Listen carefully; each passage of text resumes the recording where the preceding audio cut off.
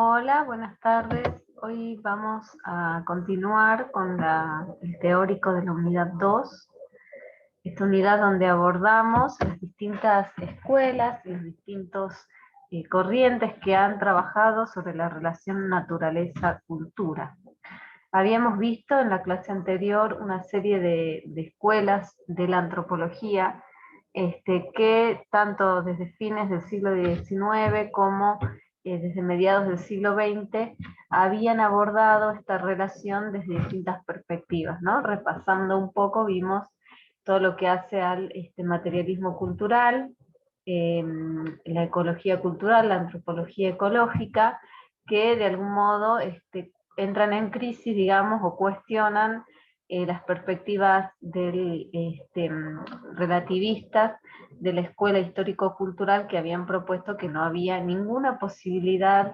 de intentar o explicar en forma causal la relación o la diversidad cultural. Luego de que estas escuelas se desarrollan, digamos, desde mediados del siglo XX, sobre todo a partir de la década del 60, 70, nuevamente aparece un movimiento de crisis, digamos, de las explicaciones causales, digamos, que cuestiona la posibilidad de encontrar algún elemento que nos permita explicar esa diversidad cultural. ¿Sí? Entonces, estas otras corrientes van a tener o partir de preguntas diferentes, es decir, no se van a proponer explicarnos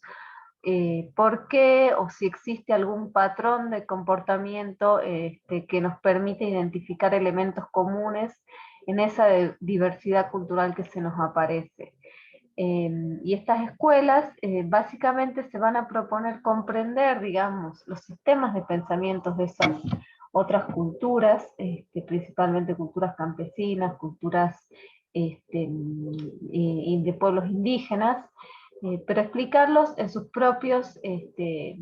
parámetros, digamos, comprender, digamos, sus formas de interpretar el mundo sin proponerse explicar por qué surgen, por qué se desarrollan y qué elementos en común pueden tener con otras formas culturales. A este gran conjunto de escuelas y de corrientes se le llama antropología cognitiva, que como decimos busca acceder, digamos, a sistemas de pensamientos diferentes de otras culturas, y en el caso que nos ocupa en lo relativo a la relación entre naturaleza y cultura, esto va a dar lugar a una serie de subdisciplinas que podríamos englobar como etnoecología, que precisamente van a buscar registrar de qué manera estas culturas campesinas, indígenas, estos pueblos no occidentales, que viven en culturas preindustriales o que no han sido todavía totalmente descompuestas por el avance de la industria y del capitalismo, de qué manera esas culturas entienden o interpretan su entorno. Y bueno, dentro de la etnoecología, digamos que van a surgir también distintas subramas como la etnobotánica, la etnozoología, la etnomedicina, y bueno, y van a buscar registrar, como decíamos, estas distintas interpretaciones sobre el entorno y las relaciones que estas culturas establecen entre los componentes del entorno, ¿no? Una de las cosas que va a señalar Kay Milton en el texto que ustedes tienen para leer es que estas corrientes van a acceder, digamos, a ese conocimiento con metodologías de recolección de datos formales, como ser encuestas estructuradas, donde buscan, a partir de una cantidad de informantes determinado, establecer de qué manera, por ejemplo, un pueblo, una cultura, distingue los distintos tipos de planta o distingue los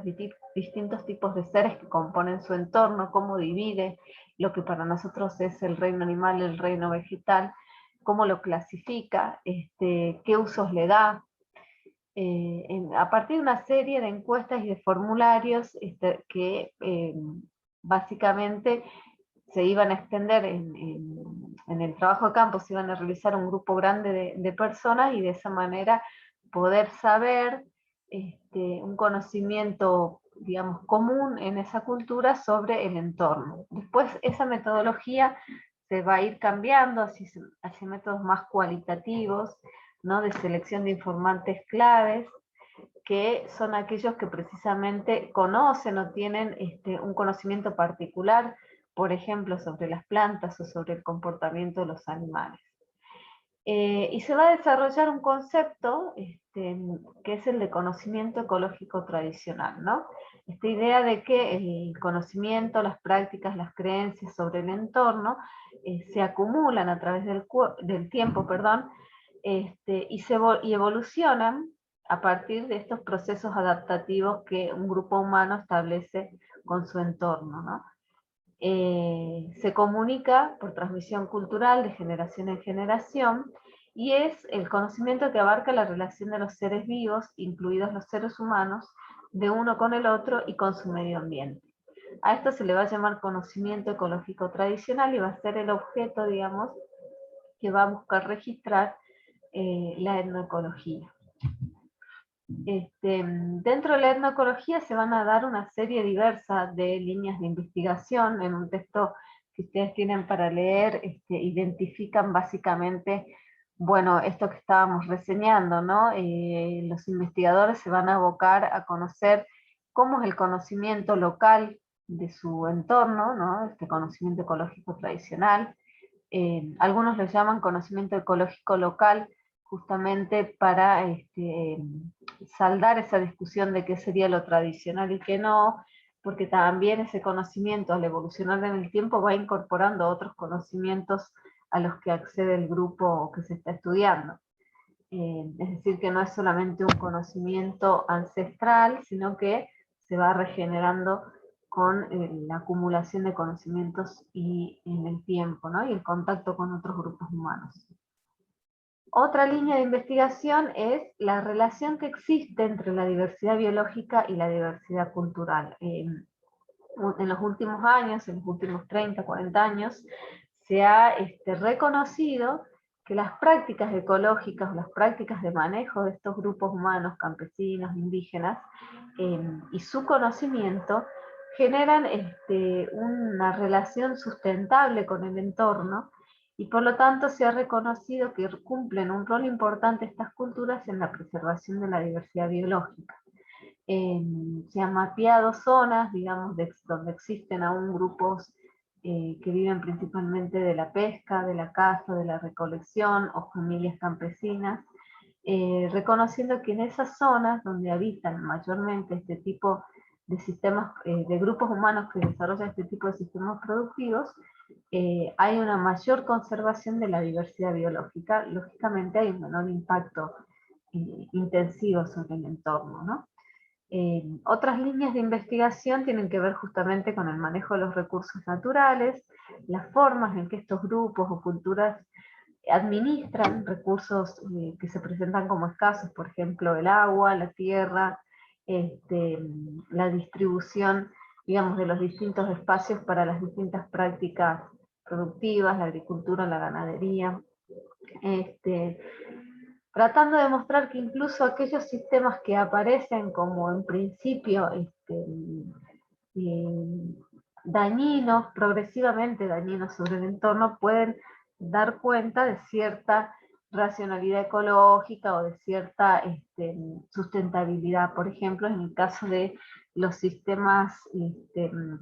agrícolas de tumba y rosa, ¿no? Que se desarrollan en las zonas de selvas montanas y boscosas, donde, bueno, justamente como primer juicio, desde la ciencia se observaba cómo estos sistemas implicaban un avance destructivo sobre el bosque o sobre la selva, y bueno, desde estos estudios etnoecológicos se ha buscado mostrar que el manejo y la regulación del grupo humano sobre su entorno tendía a ser sustentable y a preservar espacios de bosque sin alterar, bueno, en la medida que pudieran seguir reproduciendo esta práctica según sus propios principios, ¿no? Otra línea es lo que tiene que ver con desarrollo y bienestar humano, en este reconocimiento, digamos, de que estas prácticas pueden digamos, de alguna manera enseñar formas de manejo más sustentables, que no requieren, digamos, intensivamente de, por ejemplo, el uso de agroquímicos, ya sea de abonos o de remedios y pesticidas artificiales producidos por la industria, de qué manera estos sistemas tienen una mayor capacidad de resiliencia también para eventos críticos y de alguna manera enseñan prácticas que podrían aplicarse según, digamos, distintas perspectivas a gran escala y para solucionar los problemas ambientales que se hacen evidentes, digamos, respecto de la producción agroindustrial capitalista, de la producción agroindustrial principalmente. Digamos, todo este movimiento de la etnoecología surge en el marco también de lo que son ya la evidencia notoria a partir de la década del 70, del 60 y bueno, a partir de entonces cada vez más fuertemente, la evidencia ya inocultable del gran impacto que representa la producción industrial sobre todo el conjunto del planeta, ¿no? Y los efectos de esta producción a largo plazo. Bueno, como desafíos para este tipo de subdisciplinas, como la etnoecología, se propone, bueno, la necesidad de dialogar con otras disciplinas, de romper este cerco que nosotros venimos viendo cómo se ha construido y hasta el día de hoy no se puede, digamos, modificar esta división entre ciencias sociales y naturales. Otra de los desafíos que tiene que ver también con una crítica que se le hace a estos estudios es que tienden a ser de carácter muy local, muy circunscripto a pequeños grupos, digamos, a localidades de poblaciones muy poco densas y a su vez con poca posibilidad de hacer comparaciones con otros estudios porque son prácticas muy locales y generalmente se parte de este principio de que cada cultura, digamos, se explica en sí misma y es muy difícil establecer comparaciones con otras culturas y con otros procesos. Bueno, esto es un desafío en la medida que aportan herramientas, digamos, para pensar incluso la producción agroindustrial a gran escala y las prácticas productivas a gran escala, bueno, que también desarrollen metodología que permita hacer estudios transculturales y estudios comparativos entre distintos procesos. Y después otro elemento que se plantea para la etnoecología es el posicionamiento ético, que tiene que ver con que muchas veces desde estos estudios etnográficos, ¿no? que parten de un conocimiento de primera mano en el campo, el conocimiento que brindan las comunidades, que brindan los informantes de los distintos pueblos indígenas, bueno, cómo manejar lo que podría ser dicho, llamado la propiedad de ese conocimiento, sobre todo en un tema tan sensible como es el de los recursos naturales, los principios activos de las plantas medicinales, digamos, de qué manera se reconoce, digamos, que ese conocimiento acumulado, a través del tiempo es un conocimiento producido por esa comunidad y que no se vuelva posteriormente o que no se privatice ese conocimiento y vuelva después como un bien por el cual la propia comunidad debe acceder comprando, digamos. Para dar un ejemplo sencillo, es una discusión que se presenta con el tema de las semillas y el patentamiento de las nuevas variedades, ¿no? Es muy importante esa discusión porque las comunidades que tienen una práctica agrícola centenaria y que han conservado, digamos, determinada pool de semillas y de genes y de diversidad genética en los cultivos a través del tiempo, ¿no? por medio de distintas prácticas que van desde la conservación familiar hasta el intercambio de semillas entre distintas comunidades. Como hoy, por ejemplo, se corre el riesgo, y en algunos casos ya ha sido una realidad, de que esas semillas obtenidas por ese proceso acumulativo y adaptativo sea patentado, digamos, por aquel investigador que identifica determinada variedad, identifica determinado gen y patenta su conocimiento que ha sido producto de una larga práctica de intercambio de los individuos con su ambiente y bueno, pasa a ser una propiedad privada, lo que era propiedad, digamos, no propiedad, pero sí era parte del patrimonio de las comunidades. Son temas sensibles, entonces sí se presenta para la etnoecología este dilema ético en que, entre otras cosas, ¿no? Partiendo de una cuestión muy básica, se plantea la necesidad de que los investigadores establezcan con los pueblos con los que van a trabajar, las comunidades con las que van a trabajar, acuerdos en los cuales las comunidades sepan qué se está investigando y también puedan tener acceso a los resultados, ¿no? Hay algo que está legislado ya para comunidades indígenas en la Argentina, que parte de un convenio internacional que es el convenio 169 de la OIT, que tiene que ver con el conocimiento previo, libre e informado, no sé si lo habrán escuchado mencionar antes, que justamente esta consulta previa, libre e informada, que uno debe realizar en una comunidad cuando va a hacer una investigación o cualquier intervención que vaya a hacer en la comunidad, ¿no? La comunidad tiene que estar al tanto de lo que uno hace y uno tiene que comprometerse a dar a conocer los resultados, ¿no? Nuevamente lo digo porque es un tema muy sensible el de los recursos naturales. Pero bueno, esto se presenta en la etnoecología y hoy está en el centro de la escena, como les decía, porque está en discusión todavía en la Argentina lo que tiene que ver con la ley de patentamiento de semillas, que tiene un montón de vericuetos y que se ha buscado de alguna manera resguardar la propiedad de las comunidades campesinas, indígenas, de su patrimonio, ¿no? De su pool de semillas y de del germoplasma, digamos. Pero ¿qué es lo que sucede? No hay, por otro lado, una identificación de eso. Entonces hay un vacío de lo que se está protegiendo, digamos. Se habla de proteger algo que la comunidad conoce de primera mano, pero que no está identificado en los términos específicos de la ciencia, ¿no? Que se requieren para poder protegerlo realmente. Pero bueno, es un dilema de hasta dónde avanza, digamos, la propiedad privada. Entonces, en estos estudios donde se accede a mucho conocimiento acumulado por las comunidades, se plantea este dilema, ¿no? Este posicionamiento ético respecto al conocimiento. Bueno, ahora vamos a pasar dentro de lo que podríamos llamar como estas perspectivas cognitivistas, digamos, que buscan acceder al modo de pensamiento de otros grupos humanos respecto de su relación con el entorno.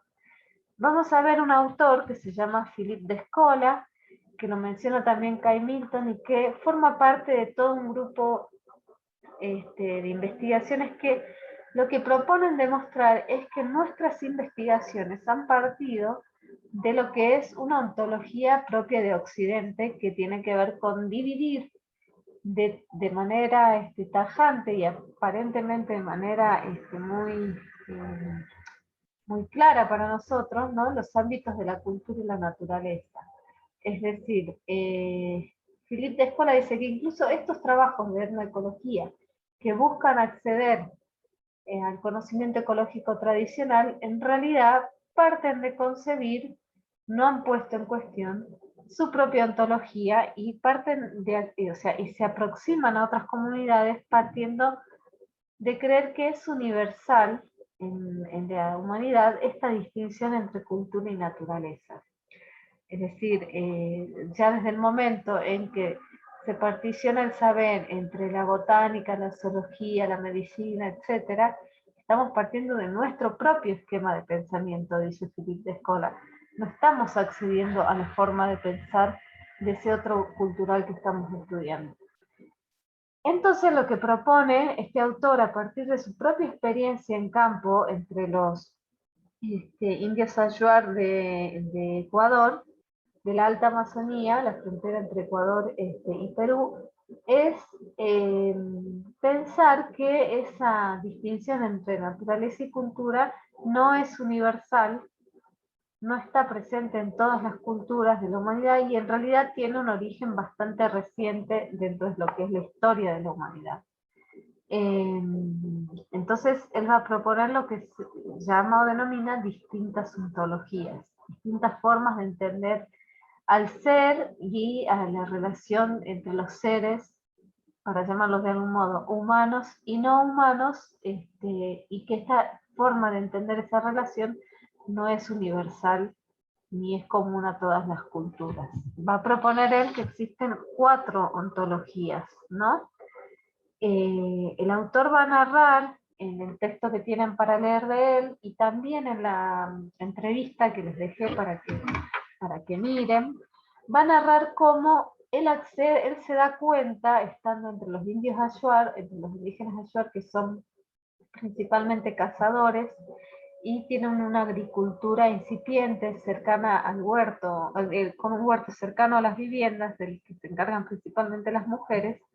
va a darse cuenta a partir de las conversaciones de que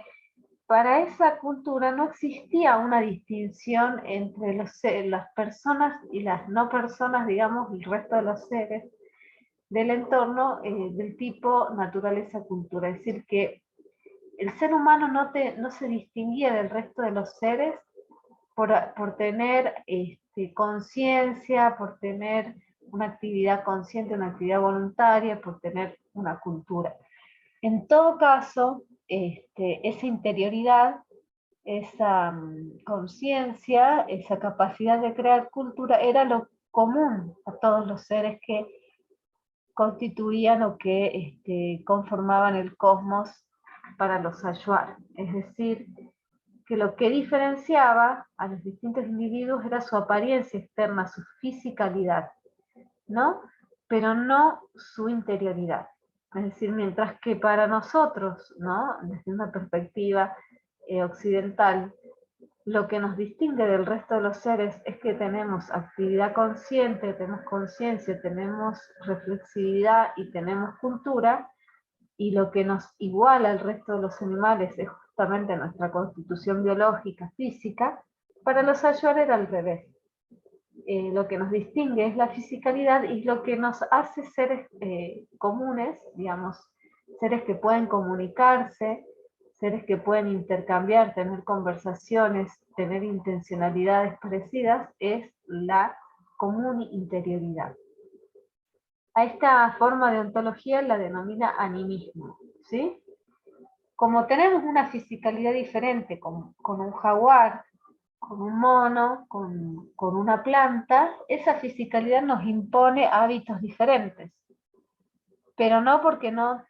esos otros seres no tengan alma, no tengan espíritu y no tengan conciencia, sino porque su fisicalidad les impone otro tipo de hábitos. En contraposición está la ontología nuestra, que él le va a llamar naturalismo, ¿no? En donde se observa que tanto los humanos como los no humanos nos distinguimos por nuestra interioridad. Es decir, la interioridad y la vida consciente y la cultura es propia de los seres humanos. Mientras que compartimos con el resto de los seres la composición orgánica, que pudimos identificar esa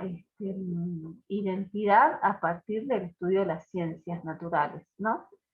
Pero que lo que nos distingue principalmente es nuestra forma de ser en el mundo, que es principalmente una forma consciente que nos permite crear símbolos y crear cultura.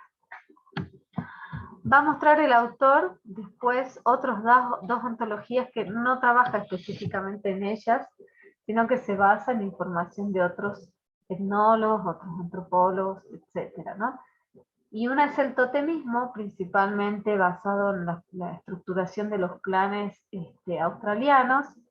El totemismo es la división, digamos, de el mundo existente en grupos de seres que descienden todos de un ser totémico, ¿sí? Principalmente, por lo que él señala, se trata de animales, en el caso de los clanes australianos. Y este grupo totémico es una especie diferente de otro grupo totémico, ¿no? Pero está compuesto de seres humanos y no humanos, ¿no? Y que se unifican por compartir cualidades tanto físicas como morales, como espirituales, de comportamiento, bueno, es decir, cualidades que hacen a un grupo de seres, los hacen parte de un mismo clan, de un mismo tot, de una misma especie sería para nosotros. Entonces, acá se ve que, por un lado, como señalábamos antes, estos seres no humanos también están dotados de cualidades morales y de comportamiento, además de sus cualidades físicas, y la comunidad de ese clan está dada por compartir esas cualidades. Los clanes entonces están compuestos por humanos y no humanos, distintos grupos de humanos y no humanos que son de una especie totalmente diferente a la de otro clan, también compuesto por seres humanos y no humanos, ¿no? Del reino, podríamos decir, animal, vegetal, y de seres místicos también. Y por otro lado está el analogismo, que él va a señalar que se encuentra principalmente en algunas ontologías chinas, orientales, perdón, en general, y que era mucho más común antes, digamos, que tiene que ver con la existencia de individuos. Él también lo vincula con la cultura náhuatl de México, donde los individuos, tomados en tanto individuos, tienen su par, su gemelo, su alma protectora también. Los humanos, digamos, tienen su par animal o su par en el reino vegetal,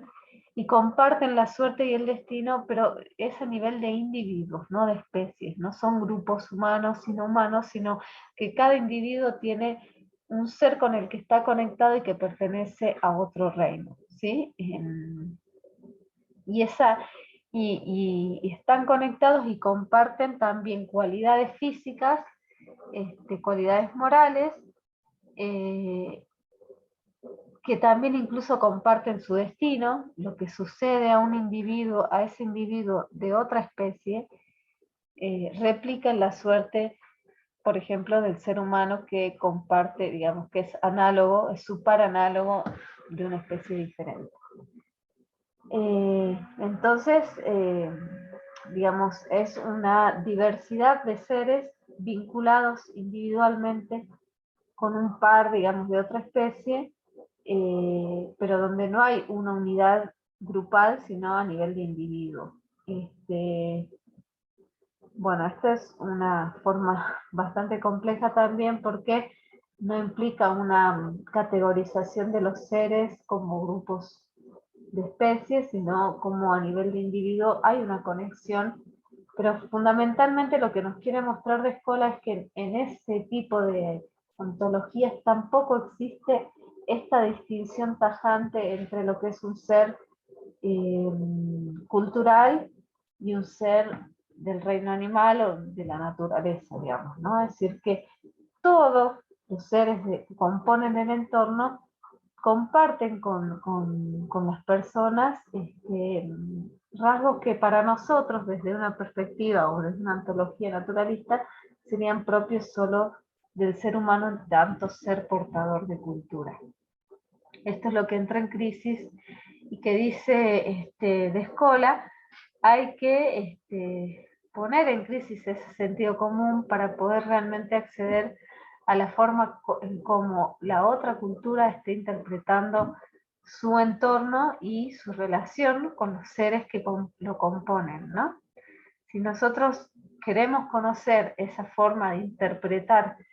el entorno, pero partimos de nuestra propia ontología sin ponerla en cuestión, entonces en realidad vamos a ir a buscar cómo ellos nos expresan nuestra propia forma de clasificar los seres que componen el mundo, pero no como verdaderamente esas otras culturas interpretan la forma de objetivarse de la humanidad en el mundo, ¿sí? Es interesante, es un relativismo, podríamos decir un relativismo extremo, en cierta medida, pero que bueno, nos permite poner en cuestión también la racionalidad que siempre creemos universalizable, ¿no? Esta racionalidad que nos hace pensar que podemos distinguir de manera clara entre lo que es natural y lo que es cultural. Bueno, ahora les iba a plantear algunas preguntas que tienen que ver con qué aporta esta reflexión sobre la diversidad cultural al análisis de la relación entre la humanidad y la naturaleza, entre la sociedad y el ambiente, ¿no? Por un lado, me parece interesante que todas estas teorías nos permiten pensar que la interacción entre la humanidad y el entorno, en la humanidad y la naturaleza, es un proceso histórico, una construcción, y no se dio en una sola dirección, ¿sí? Es decir, el resultado que tenemos hoy de esta forma de vida, de producción, que en cierto modo es cada vez más agresiva o más notoriamente agresiva con el entorno y va destruyendo a la par que produce, destruye sus propias bases de sustentación, es producto de la historia. No existía ningún plan, digamos, ni es unívoco, ni ha sido así a lo largo de toda de toda la historia de la humanidad, ni ha sido así en todos lados de la misma forma, ni se ha producido en todos lados de la misma forma, ¿sí? Por otro lado, nos permite poner en tela de juicio nuestra racionalidad, digamos, que es un prejuicio etnocéntrico. Etnocéntrico significa que partimos de creer que nuestra forma de pensar es la única y es, en todo caso, la más racional en el mundo. No quiere decir con esto que uno vaya a abandonar su forma de pensar y de vincularse con el mundo o con el entorno, para lo cual no solamente alcanza a poder pensarlo, sino que hay que transformarlo, pero simplemente poder ponerlo en cuestión y partir de la base de que no es la única forma de vincularse con el entorno, ¿no? Valora los conocimientos ambientales de otras culturas, de culturas diversas, y bueno, estos autores van a plantear que dan pistas de lo que puede ser la potencialidad de sus prácticas para resolver algunos conflictos ambientales, ¿sí? A mí por ahí me cuesta pensar que el análisis de estas prácticas tan localizadas y tan a pequeña escala pueden llegar a darnos la respuesta para resolver problemas de la magnitud y la intensidad que se presentan en la producción industrial. Pero sí es cierto que hay ciertos elementos del manejo de los recursos que permiten cuestionar prácticas o tomar, bueno, ese conocimiento acumulado precisamente en ese proceso de coevolución entre un grupo humano y su entorno.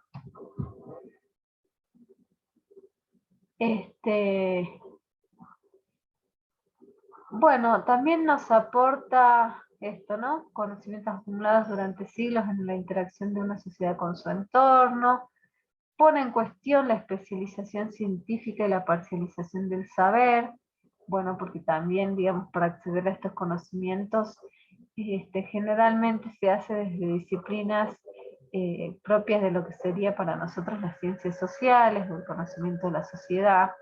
¿no? Y que muchas veces fueron desprestigiadas y ninguneadas por los conocimientos acumulados de las ciencias biológicas y de las ciencias naturales. Nos permite poner en crisis nuestro sentido común y permite de valorar la diversidad cultural y su aporte a la diversidad biológica, ¿no? Que es lo que veíamos. Bueno, ¿y cuáles son las limitaciones de estos análisis de la diversidad cultural? Bueno, por un lado lo que habíamos señalado también, ¿no? Que tiene que ver con el carácter local y a pequeña escala de las investigaciones, que hay cierta tendencia a idealizar estas culturas originarias, campesinas, tradicionales,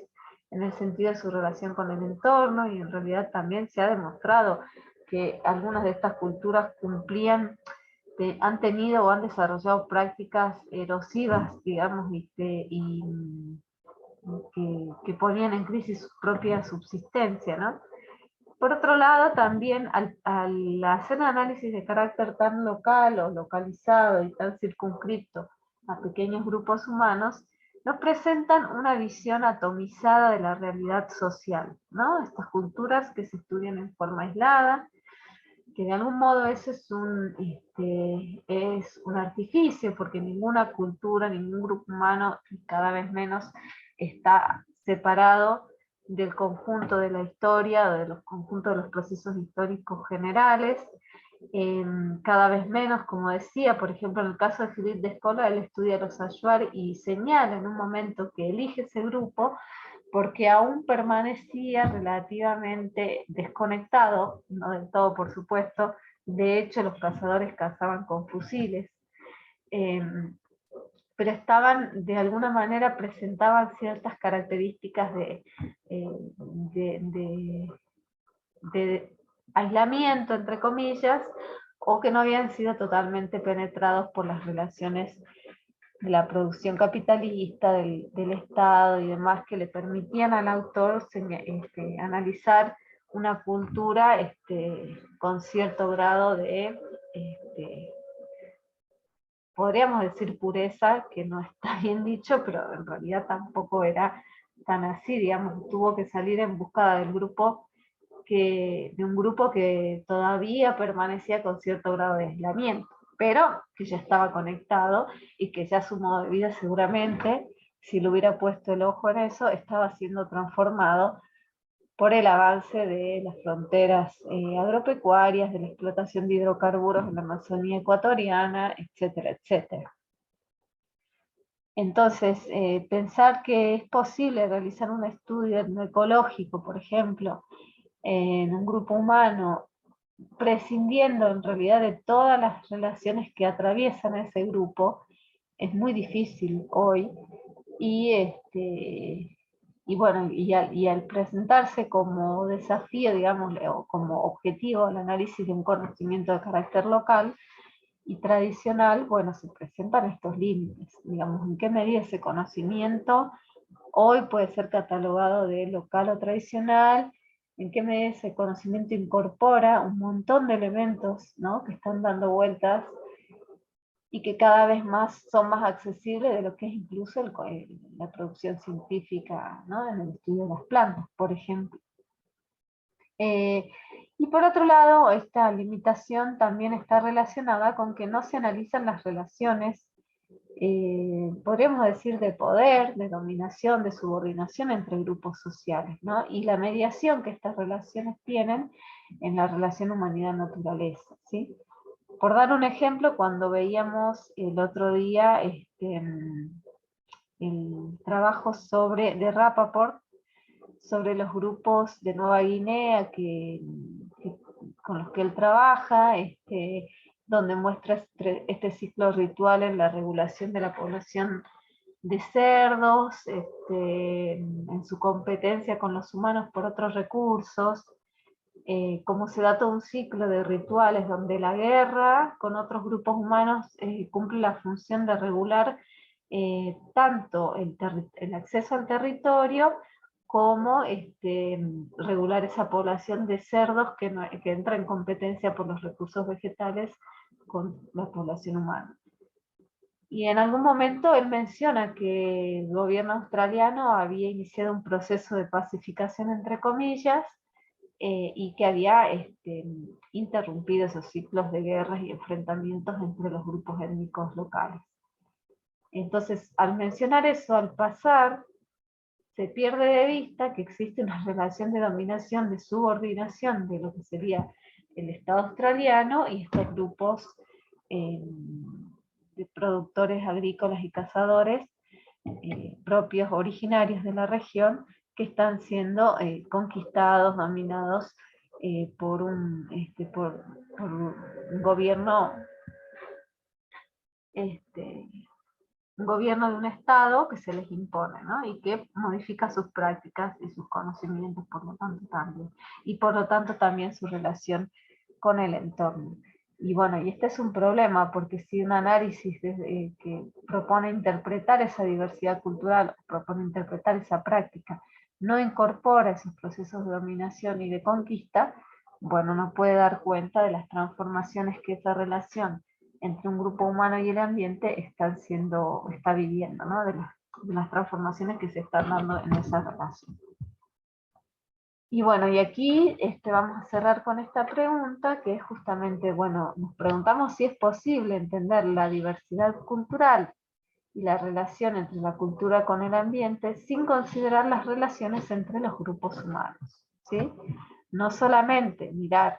la relación que un grupo tiene con su entorno, sino mirar también cómo ese grupo está haciendo o la relación de ese grupo humano con otros grupos humanos y con otros grupos sociales que probablemente los están dominando, conquistando, etc. Ustedes tenían para leer para el práctico 3 trabajos de etnobotánica en el noroeste, y bueno, en ellos incluso lo que se ve es un proceso de conquista en el cual se incorporan plantas, digamos, propias de Europa y Asia al bagaje, digamos, y al patrimonio de la flora local, plantas que son naturalizadas, ¿no? En el caso de los duraznos, en el caso de las manzanas, que se incorporan al paisaje, se incorporan a la cultura, e incluso las autoras van a mostrar cómo también se incorporan a la identidad local, pasan a ser propias del lugar. Pero bueno, lo que hay,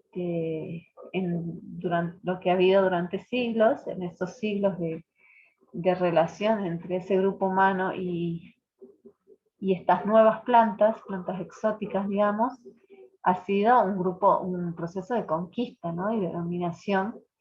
que implicó también la expropiación de muchos saberes, ¿no? De estas comunidades y de estas culturas andinas por parte de los grupos conquistadores europeos, ¿no? Españoles en este caso. Entonces,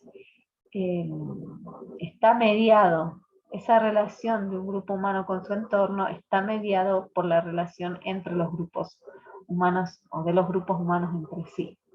Bueno, esto ya lo vamos a ver más adelante.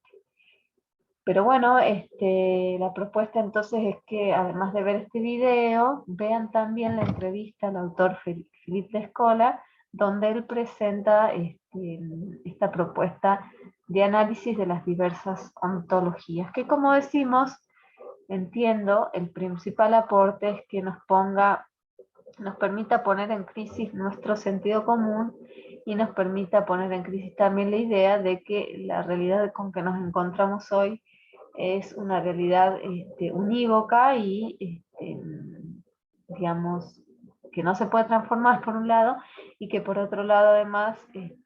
no ha sido producto de la historia, cuando es una realidad que justamente ha sido producto de la historia y que nada indicaba que tuviera que ser la única manera de pensar nuestro entorno, nuestro ambiente y de vincularnos con él. Bueno, nos vemos en la próxima clase el día martes, que vamos a empezar ya con la unidad número 3.